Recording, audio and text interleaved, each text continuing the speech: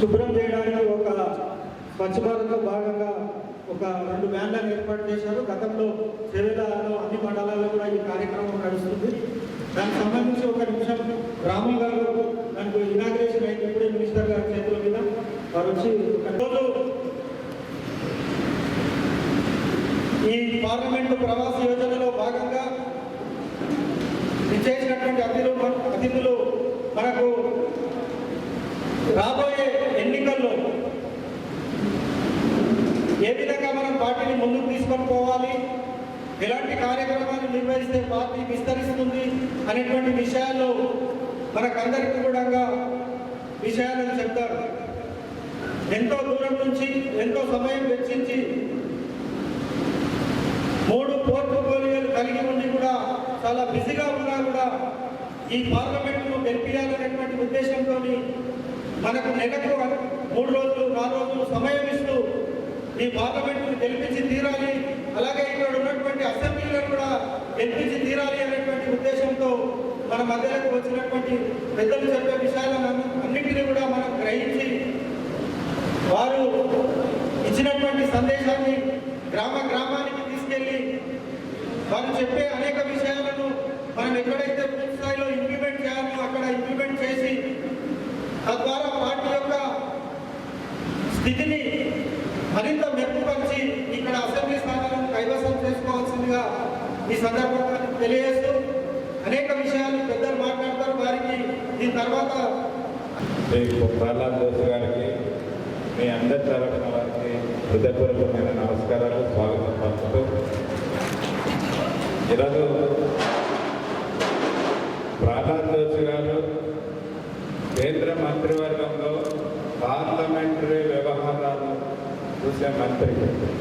Parliamentary వ్యవహారాలు అంటే మొత్తం దేశంలో ఉన్న అన్ని సంస్థల మీద పార్లమెంట్ ఎప్పుడు నడవాలి అనే అంత బిజీగా ఉండి కూడా అంత పెద్ద ఆయన పని ఉండి కూడా ఈరోజు వికారాబాద్కి వచ్చిందంటే ఆ ఒక సీరియస్నెస్ ఆ కార్యక్రమాన్ని ఇది మోడీ గారు ఆయన అట్లాంటి బిజీ మనిషిని మన దగ్గరికి పంపిందంటే మీరు అందరూ కూడా అర్థం చేసుకోవాల్సిన అవసరం ఉన్నదని చెప్పేసి మీకు అందరికీ కూడా మనం చేస్తున్నాం. అదేవిధంగా ఈ కార్యక్రమంలో మన ఆప్తులు, మన ప్రాంతవాసులు, మాజీ మంత్రివర్యులు మరి శశిధర్ రెడ్డి గారికి, అదేవిధంగా మనకు పార్లమెంటు ఇన్ఛార్జిగా ఉన్న రెడ్డి గారికి, మన అధ్యక్షులు సదానంద రెడ్డి గారు, ముఖ్యంగా ప్రతి నియోజకవర్గానికి పార్టీ తరఫున కేంద్రం నుండి నలుగురిని ఇన్ఛార్జీలుగా బయట నుండి పెట్టారు. మనకు వికారాబాద్లో మనకు పాలనగా వచ్చిన జీవిత రాజశేఖర్ గారికి, అదేవిధంగా పనికి కొరకు ఆకుల విజయ్ గారికి, అదేవిధంగా మిగతా పెద్దలందరూ కూడా తమ బాధ్యతలతో ఒక్కొక్క నియోజకవర్గానికి 4 చొప్పున వచ్చి మీ అందరి ట్రైన్ను కర్రగొట్టి ఈ 3 నియోజకవర్గాలు కూడా గెలిపియాలనే ఆలోచనతో వచ్చిన వ్యక్తులకు అందరికీ కూడా వారికి ప్రత్యేకమైన నమస్కారం తెలియపరుస్తూ, నాకైతే చాలా విశ్వాసం ఉన్నది ఏంటంటే ఎక్కడైనా ఒక గ్రామంలో ఒక సర్పంచ్ గెలవాలంటే ఒకే ఒక లీడర్ కష్టపడితే సర్పంచ్ గెలిచిపోతారు. కానీ ఈరోజు ప్రతి నియోజకవర్గానికి అతి ముఖ్యమైన నాయకులు 200 మంది వచ్చారు. ఒక్క మనిషి ఒక సర్పంచ్ గెలుచుకుంటే 200 మంది కలిసి ఒక అసెంబ్లీ గెలుచుకునే అవకాశం తీసుకోవాలని చెప్పేసి మీకు అందరికీ ముఖ్యంగా ఈ 200 మంది కలిసి ఈరోజు మీటింగ్కి వచ్చారంటే భారతీయ జనతా పార్టీ పరిస్థితి ఏ విధంగా ఉన్నదని చెప్పేసి ఈరోజు మీ అందరి తరఫున ప్రహ్లాద్ జోషి గారికి నేను ఒక హామీ ఇస్తున్నా. 3 నియోజకవర్గాలు బీజేపీ గెలిపించి మీ చేతులు కట్టామని చెప్పేసి మీకు చెప్తాను. అదే కాకుండా మనం అందరం కూడా అనుభవం ఉన్న వ్యక్తులం, రాజకీయం చేసిన వ్యక్తులు ఇక్కడ ఎవరు కూడా తక్కువ లేదు. అందరం రాజకీయంలో 15-20 సంవత్సరాల నుండి పనిచేసిన వ్యక్తులు. కానీ భారతీయ జనతా పార్టీ యొక్క సూచనల మేరకు బూత్ లెవెల్ వరకు ప్రతి 20 మందికి ఒక నాయకుడిని గుర్తించి ఆ నాయకుడిని ప్రహ్లాద్ జోషి గారే కాకుండా కేంద్రంలో మన ప్రధానమంత్రి గారు కూడా ఈ యొక్క బూత్ కమిటీ అధ్యక్షులను గుర్తించే కార్యక్రమం ఈరోజు భారతీయ జనతా పార్టీలో మాత్రమే ఉన్నదని చెప్పేసి గర్వంగా మనం అందరం చెప్పుకోవాల్సిన అవసరం ఉన్నది. ఈరోజు అందరూ ఒక మాట మీరు చాలా సందర్భాల్లో వినుంటారు. ప్రధానమంత్రి మోడీ గారిని ఆయన మాట ఒక మాట ఉన్నది ఏంటంటే, ఎక్కడైతే బూత్ కమిటీ బూత్ గెలుస్తామో అక్కడ పార్లమెంట్ గెలిచినట్టే, ఎక్కడైతే బూత్ గెలుస్తామో అక్కడ అసెంబ్లీ గెలిచినట్టే అని చెప్పేసి అనేక విశ్వాసంతో ఈరోజు ప్రధానమంత్రి గారు ఒక సూచన చేస్తా ఉన్నారు. కాబట్టి అందరికంటే ఇక్కడ వేదిక మీద ఉన్న అందరికంటే కూడా ఎక్కువ బాధ్యత ఈరోజు మీ అందరి మీద బూత్ కమిటీ అధ్యక్షులు అదేవిధంగా మండల కమిటీ మీద ఉన్నదని చెప్పేసి మీకు అందరికి కూడా తెలియపరుస్తూ మనం ఏదైతే పార్టీ నుండి సూచనలు వస్తున్నా ఇందాక 2 మీటింగులు చేసేది అది పూర్తిగా మైన్యూట్ గా కిందికి వెళ్ళి ఏ రకంగా మనం గెలవాలని చెప్పేసి మా కేంద్ర మంత్రి గారు మనకందరికి కూడా సూచనలు ఇచ్చారు. ఇప్పుడు కూడా మళ్ళా మీ అందరికి కూడా సూచనలు ఇస్తారు. सबको हिंदी आता हिंदी में अच्छा समझा सकते మనకందరికీ కూడా హిందీ వస్తుందని చెప్పి నేను మొదలే చెప్పినా.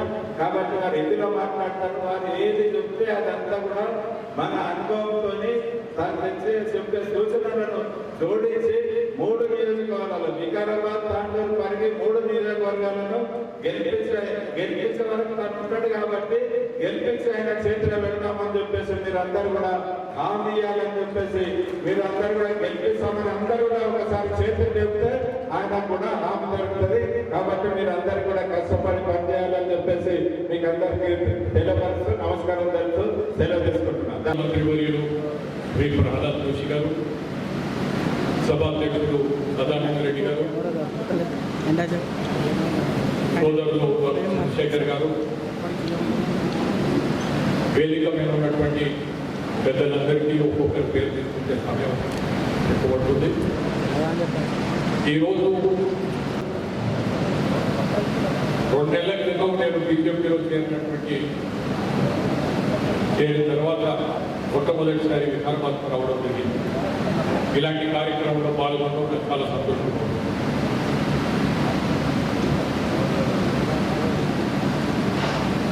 ఇక్కడ మీరు వచ్చిన మీ ప్రతి ఒక్కరి పైన ఎంతో పెద్ద బాధ్యత ఉంది అనేటువంటి విషయం మీరు ఎప్పటికీ గుర్తుపెట్టుకోండి.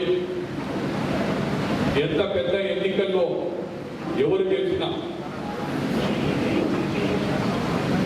పూర్తి స్థాయిలో పనిచేసేటువంటి మీ అందరిపైన ఆధారపడి ఉంటుందనేటువంటి విషయం అందరూ కూడా గుర్తించి ఏ రకంగా మీకు సరైనటువంటి మార్గదర్శనం ఇవ్వాలని, ఏ రకంగా పార్టీని బలోపేతం చేయాలని,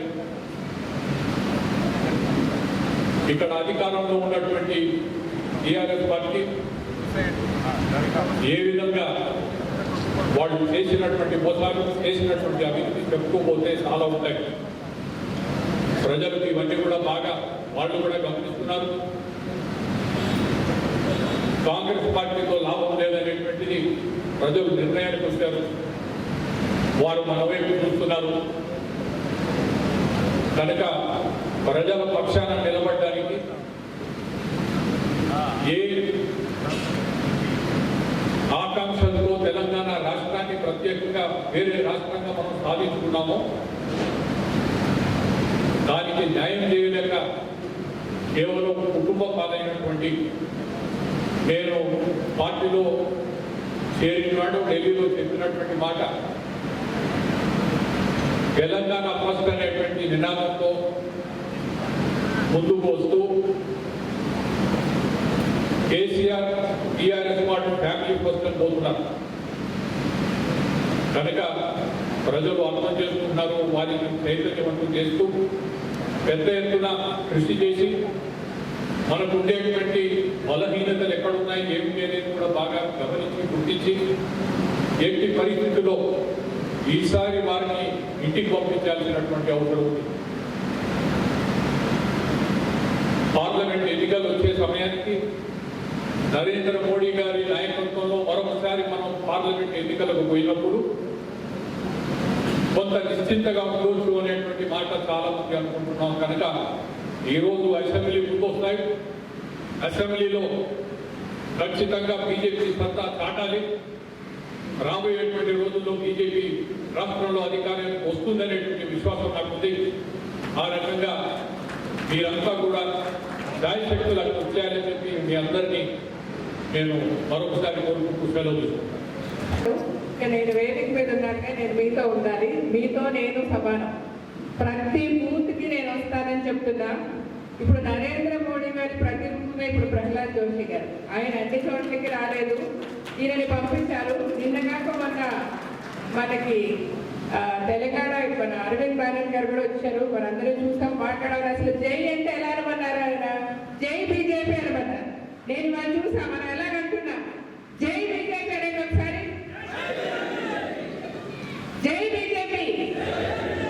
సో మనం ఎప్పుడు నిద్రలో ఉన్నా కూడా మనం అనాల్సింది ఇదే, ఈ గుంతే చెప్పాలి. పొద్దున లేచి ఒక టీ తాగడానికి వెళ్ళే టీ బండి వాళ్ళ దగ్గర ఇద్దరు కనబడ్డా జై బీజేపీ, ఓట్ ఫర్ బీజేపీ అని చెప్పాలని చెప్పారు ఆయన. మీరు ఎంతమంది అలా చేస్తారో నాకు తెలియదు.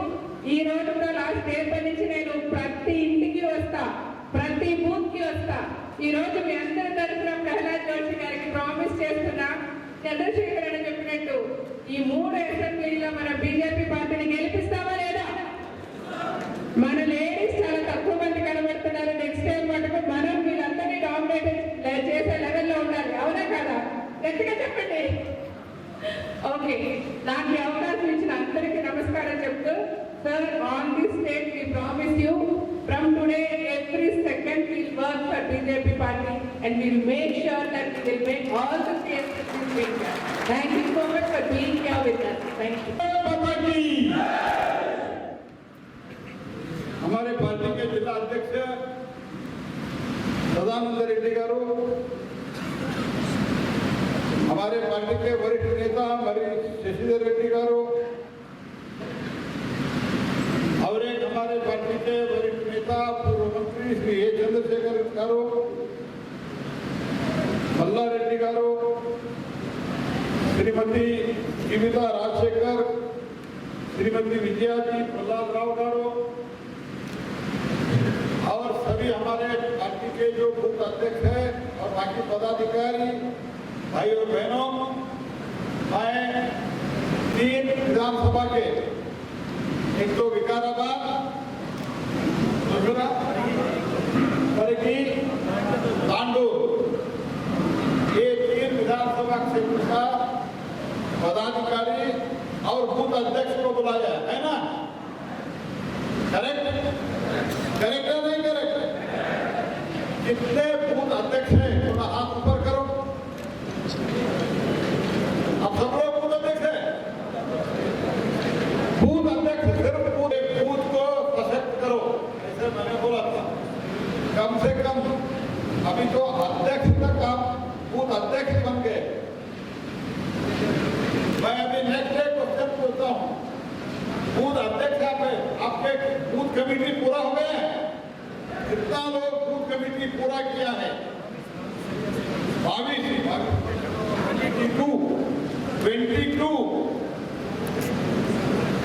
लोगों का एक बूथ कमेटी रचाना चाहिए। ऐसे बूथ कमेटी हमने पूरा रचा दिया। ऐसे लोग कितने हैं? हाथ ऊपर करो। बूथ अध्यक्ष बन गए हैं। ये बूथ अध्यक्ष बहुत इंपॉर्टेंट पोजीशन है। भारतीय जनता पार्टी में पहले जो बूथ अध्यक्ष के नाते काम शुरू करते हैं ना, वो बहुत बड़ा नेता बन जाता है। आप मान के चलो मेरे बात। अगर आप बूथ में अच्छे काम करते हैं तो आप नेशनल प्रेसिडेंट भी बन सकते हैं। इसके एक उदाहरण आपके आंध्रा और तेलंगाना दोनों मिलकर जब एक राज्य था तब से है। श्रीमान वेंकैया नायडू वो भी बूथ अध्यक्ष ने काम शुरू किया था, बिन बूथ में काम करता था। तो इसलिए मैं आपसे आग्रह करता हूं, मैं आपको एक कहने आया हूं। मैं 4-5 महीने से इधर रेगुलरली आ रहा हूं। तो 4-5 महीने से जब मैं वापस कर्नाटक जाता हूं, बेंगलुरु वगैरह में कुछ मुझसे लोग पत्रकार लोग मुझे बोलते हैं दक्षिण भारत में अगर और कोई एक राज्य भारतीय जनता पार्टी के झोले में आना है तो वो तेलंगाना है, ऐसे उधर लोग बोलते हैं। ऐसे एक विश्वास पैदा हुआ। इसके लिए एक कारण है मोदी जी का नेतृत्व,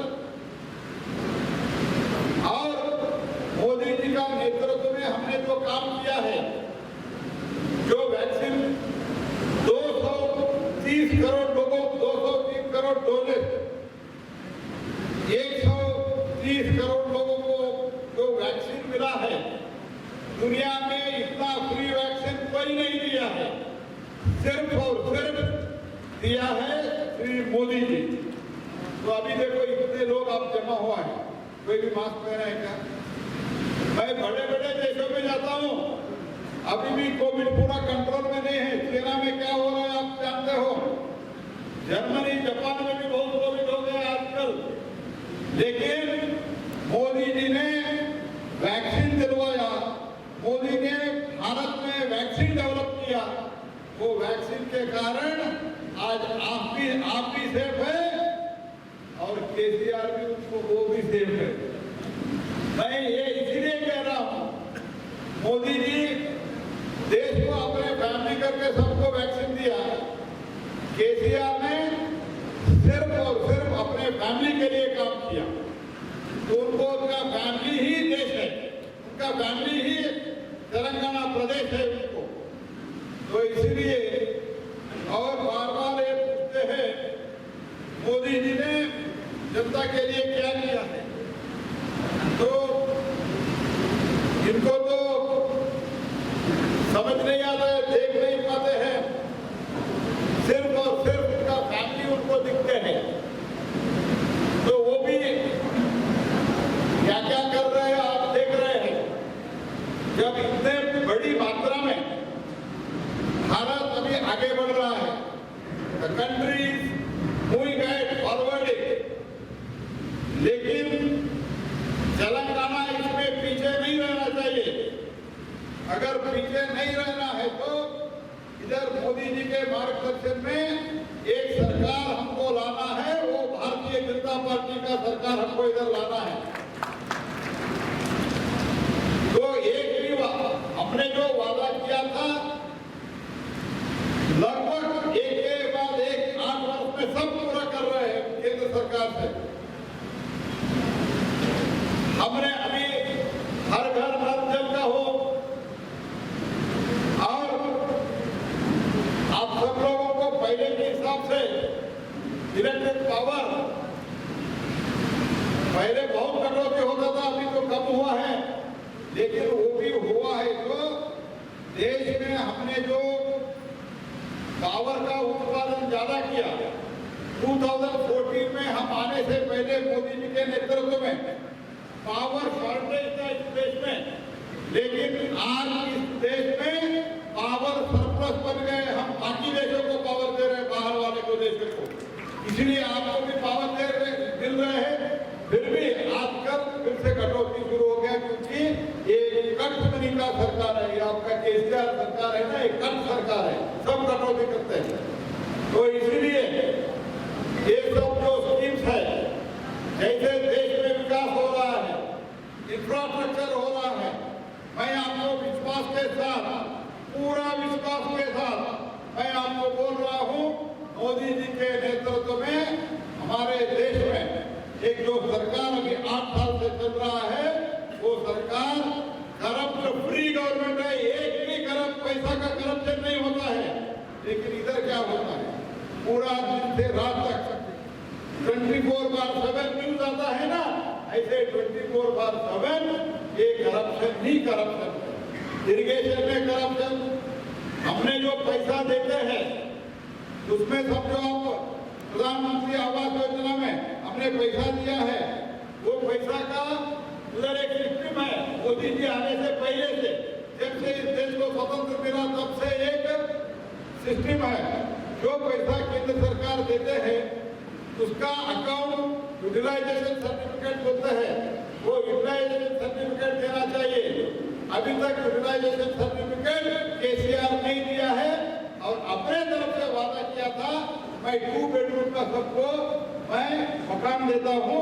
कितने लोगों को मकान मिला है जी? मिला है किसी को? मिला है किसी को? तो देखो ये झूठे वादे करने में एक्सपर्ट है। और करप्शन तो अभी तो दिल्ली में जो स्कैम हुआ है, दिल्ली का शराब का जो स्मेल है वो इधर भी आ रहा है। तो ये भी आपको हो जाएगा, दूध का दूध पानी का पानी। इसीलिए मैं आपको बताने के लिए आया हूँ, हम इस बार लोग हमारे साथ आने के लिए तैयार हैं। मुझे कल सुबह मैं जब मैं आया एयरपोर्ट में, मुझे रिसीव करने के लिए हमारे बंटी संजय जी आए थे।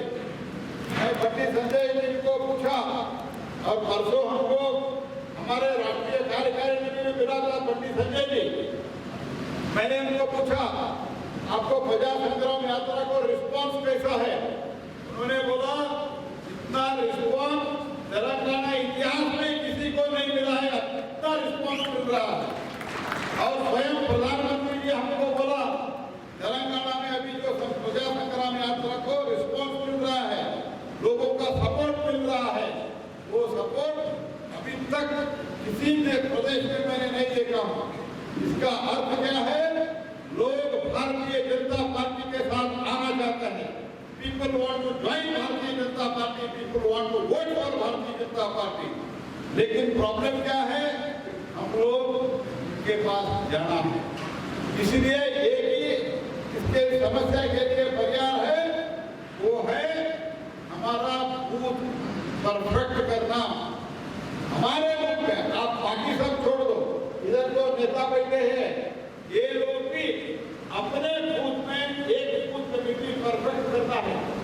बाकी नेता लोग है, बाकी एरिया में घूमते हैं, राज्य में घूमते हैं, जिले में घूमते हैं, अपने विधानसभा क्षेत्र में घूमते हैं। घूमना भी चाहिए क्योंकि वो उस लेवल का लीडर है।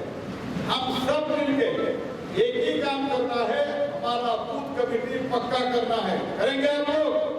पूरा बूथ कमेटी 22 लोगों का 22 पीपल, उन लोगों को लेके आके अगर आप बूथ कमेटी करते हैं तो बूथ कमेटी में आप एक बार बूथ कमेटी परफेक्ट हो गया तो बाद में हमने भारतीय जनता पार्टी में पेज प्रमुख का भी एक व्यवस्था रखा है। अगर वो हम परफेक्ट करते हैं तो एक बूथ में 1000 रोल रहता है। 1000 रोल बोले तो 250 फैमिलीज में मोदी जी का जो स्कीम है, किसान सम्मान योजना हो, हमारे हर घर का जल जल का हो, अभी हमने पूरा फ्री अनाज देने का काम जो हमने शुरू किया है, 2 बरस से ज्यादा कोविड के कालखंड में शुरू करके अभी तक फ्री अनाज दे रहे हैं। ऐसे बहुत स्कीम है। और कोविड में वैक्सीन दिया। ऐसे जो प्रधानमंत्री दिल्ली में बैठे हुए हैं, हमारे गांव में माता जो कैसे पानी लाती है वो भी सोच के हर घर नल का जो योजना बनाया है, प्रधानमंत्री आवास योजना का हो, प्रधानमंत्री आयुष्मान भारत का स्कीम का हो, ये सब जाके अगर ये सिर्फ 250 घर में ये 22 लोग 22 लोग का कमेटी ठीक से बनते हैं तो 250 डिवाइड करते हैं तो एक व्यक्ति को 11 घर को जाना पड़ता है। 11 घर को जाके आप जो मोदी जी ने किया है वो अगर कन्विंस करते हैं तो मैं आपको आश्वस्त करता हूं कि भारतीय जनता पार्टी की सरकार 2023 में तेलंगाना में मोदी जी के नेतृत्व में भारतीय जनता पार्टी सरकार हम रचा देंगे। तो ये बोलते हुए मैं आपको फिर से आग्रह करता हूं, आप बड़े संख्या में हैं, इसलिए मैं कहाँ कमेटी कितना हुआ है ये सब मैं इंक्वायरी नहीं करता हूं, लेकिन मल्ला रेड्डी जी को और वो वेंकटेश्वर तो है क्या नहीं, वो चले गए। बाकी सब लोगों को मैं जिम्मेदारी देकर जाता हूँ और जो मंडल अध्यक्ष जिला का हमारे जिला के पदाधिकारी जो बैठे हैं, मैंने एक टास्क लेके जाता हूँ। नेक्स्ट टाइम जब मैं आता हूँ, हर एक विधानसभा का आधा घंटा पौना घंटा का बूथ कमेटी लोगों को बुलाना, सिर्फ बूथ कमेटी लोगों को और किसी को नहीं। और हर एक व्यक्ति को, वो जिला का पदाधिकारी क्यों न हो, राज्य का पदाधिकारी, प्रदेश का पदाधिकारी क्यों न हो, उनको एक बूथ देना चाहिए। हर एक व्यक्ति को बूथ और उनके अंदर एक बूथ कमेटी, बूथ अध्यक्ष और सबका एक बूथ और बूथ का एक संकुल बना के एक जिम्मेदारी देना चाहिए। बूथ में आप अगर विजय प्राप्त करते हैं तो हम 100% इस चुनाव जीत जाएंगे। और ये तो पक्का है, 2024 में मोदी जी आने का तो पक्का है, इसमें कोई डाउट नहीं है। इन्होंने हमारा केसीआर ने अभी बीआरएस को क्या कर दिया, बीआरएस को, कोई बीआरएस तो कुछ चलने वाला नहीं है। देखो उन्होंने बोला मैं सब अपोजिशन को इकट्ठा करता हूँ, कांग्रेस वालों को बुलाया ही नहीं है और कांग्रेस वालों इनको नहीं बुलाते हैं और नीतीश कुमार को नहीं बुलाया। इनका डबल स्टैंडर्ड देखो, आप सब जानते हो। जब नीतीश कुमार भारतीय जनता बिहार के मुख्यमंत्री, भारतीय जनता पार्टी के हमारे जो अलायंस था वो तोड़ के वापस चले गए थे, उनको मिलने के लिए कहाँ गए थे? ये कहाँ गए थे? बिहार गए थे। अभी नीतीश कुमार जाके कांग्रेस के साथ मिल गया, ये नीतीश कुमार को छोड़ दिया। उनके पास कोई मुद्दा नहीं है, एक ही मुद्दा है, वो कैसे भी करके नरेंद्र मोदी जी को विरोध कर। तो इसीलिए अपने आप में भी एकता नहीं है, देश में भी ये लोग एकता नहीं रह पाएंगे और प्रदेश में भी ये लोग एकता नहीं आ पाएंगे। इसलिए आप सब लोगों को मोदी जी के नेतृत्व में, मोदी जी के मार्गदर्शन में, अगर इधर भी हमको भारतीय जनता पार्टी को लाना है तो हमारा बूथ मजबूत करना। जब तक हमारा बूथ मजबूत नहीं होता है, हम इलेक्शन जीत नहीं पाते हैं। और इसलिए मैं आपसे आग्रह करता हूँ, अपने बूथ में पहले सशक्त करो, अपने बूथ जीत लो, बाकी सब चुनाव जीतने का जिम्मेदारी हमारा है। ये कहते हुए आपको बहुत बहुत धन्यवाद। नमस्कार।